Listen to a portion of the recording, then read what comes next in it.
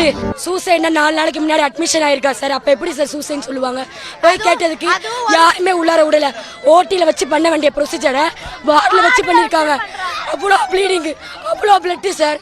ஒரு இன்ஃபார்ம் கிடையாது, கன்சர்ன் வாங்கல ப்ராப்பரா. என்ன நீ எக்ஸ்பிளைன் பண்ணல, ஒரு எக்ஸ்பிளைன் கிடையாது, ஒரு கன்சர்ன் கிடையாது, ஸ்டூடெண்ட் யாரையும் போட கிடையாது.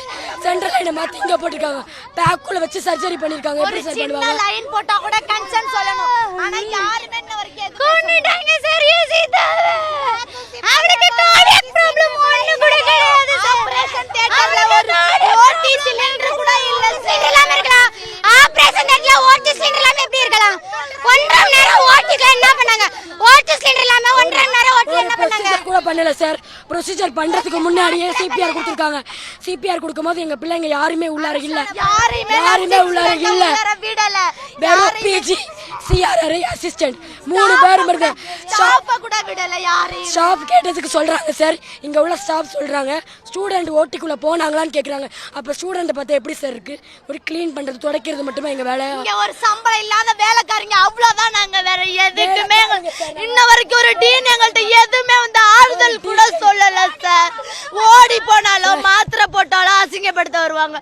ஆனா இப்ப இன்னும் ஒரு ஆறுதல் சொல்ல கூட வரல சார் யாருமே. அதான் சார் ரொம்ப கஷ்டம். அவ்வளோ கேவலமா போயிட்டோமா.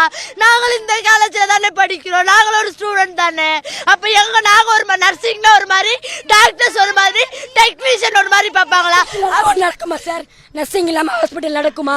ஆபரேஷன் பண்றதுக்கு அட்மிஷன் போட்டது, ஆபரேஷன் பண்றதுக்கு அட்மிஷன் போட்டது.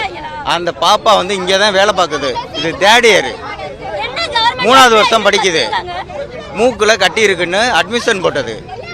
அதுவா அட்மிஷன் போட்டுச்சு. அப்போ அம்மா கிட்ட மட்டும் சொல்லிட்டு இவங்க நேற்று ஆப்ரேஷன் பண்ணதுக்கு முன்னாடியே ஊசி போடுவாங்கல்ல, டோஸை கூட போட்டாங்க.